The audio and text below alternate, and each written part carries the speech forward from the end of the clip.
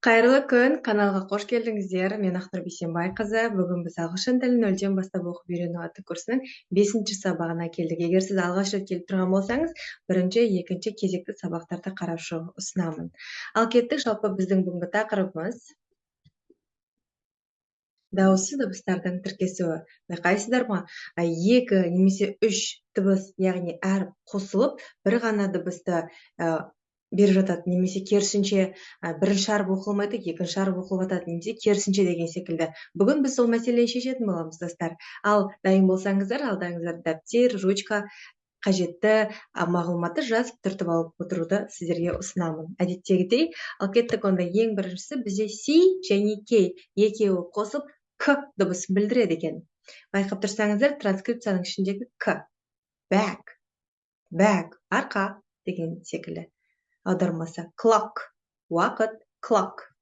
Келесі, ал давайте енді C, K екеуі қосылып, тіркесу арқылы К-ға байланысты жаттығу жасап көрейік. Pack. Менекей қайталаңыздар. Мені әрі тыңдаңыздар бір мезетте, және де қайталаңыздар. Pack, neck, deck, lock, duck, back, stick, neck, clock, lock, slack, click, wreck, lock, struck. Енді ойлаймын, қателеспейсіздер деп, кейбіреулеріңіз басқаша оқисыздар. Екі әріпті бірде оқимыз. Жоқ, олай емес. Біз не істеуіміз керек? Енді C және K екеуін бірге қосып К қылып оқиды екенбіз. Ал кеттік, оны екіншісі. C және H екеуі қосылып Ч дыбысын білдіреді екен. Қараңыздар. Ч. Мысалы, chess, шахмат, chess деген секілді. Ал жаттығу жасап көрейік. Менекей қайталаңыздар, әдеттегідей. Chess, chess.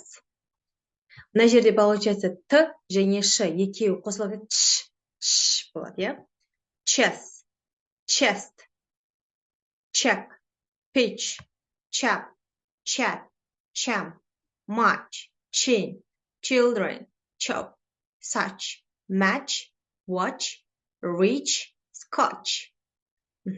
Енді осы жерге пауза қойыңызды, менекей қайталап шығыңыз. Оқылатын қалай оқылады екен? Сосын өзіңіз тексеріп көріңіз, жарайды ма? Ал кеттік, онда келесі. Тура осы әріптер C және H, алайда К болып оқылады екен. Егер ағылшын тіліне, грек тілінен енген сөздер болса, мысалы, school, мектеп, school, бұл жер Ч болып оқылмайды екен, қараңыздар. Chemistry, химия пәні деген сөз. Chemistry. Next, character. Character. Келесі, үшінші нұсқасы C және H әрпінің француз тілінен ағылшын тіліне енген сөздер, олар Ш болып оқылады екен. Мысалы, қараңыздар, machine, machine деген секілді. Осы C және H әріптерінің тіркесуі үш түрлі нұсқада қазір қарастырдық. Мен ойлаймын, алдағы уақытта сіздер қателеспейсіздер деген. Ал енді келесі бізде C және H екеуі қосылып Ш дыбысын білдіреді екен. Ш, she, білеміз, қызға айтамыз, ол деген секілді. Ал енді келіңіздер практис жасап көрейік. Менен бірге бірінші тыңдап шығыңыз. She, екіншісі shy, shine, shake, shelf,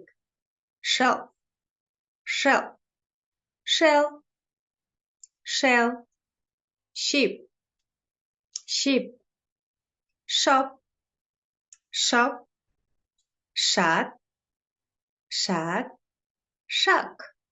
shock, ash, rash, fresh, fish, dish, hush, cash, mash,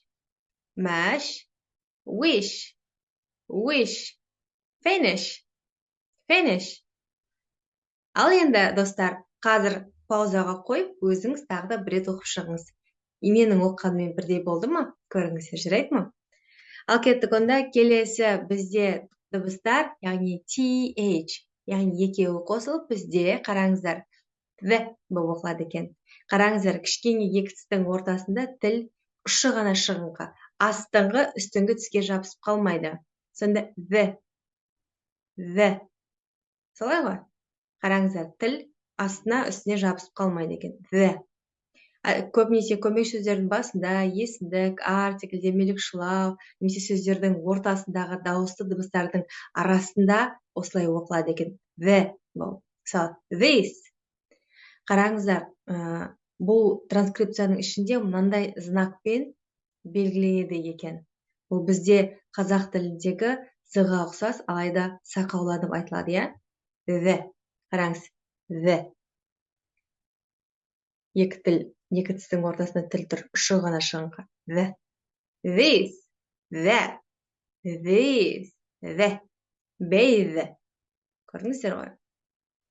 Бұл TH екеуі екі түрлі оқылады. Бірінші версиясы осы, бірінші нұсқасы. The болып оқылады екен. Мұна знакты ұмытпайық. Ал екінші оқылады былай. Жаттық жасап алайық, сосын екінші нұсқасын көрсетемін. Ал тәжірибе жасап көрейік, тыңдаңыздар. This, that, then, потом деген сөз, иә? Then, them,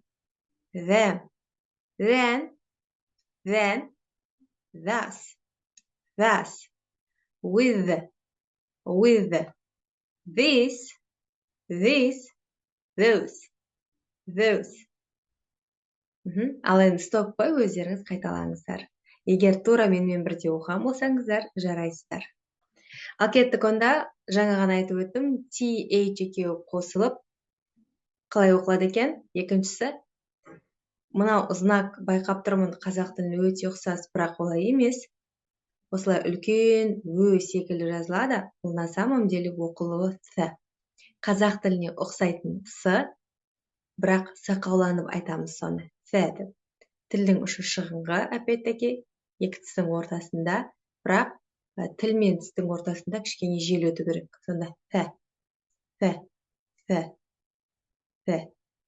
Ал кеттік, көбінесе маңызды сөздердің басында, немесе соңында, әсіресе зат есім, сын есім деген секілді.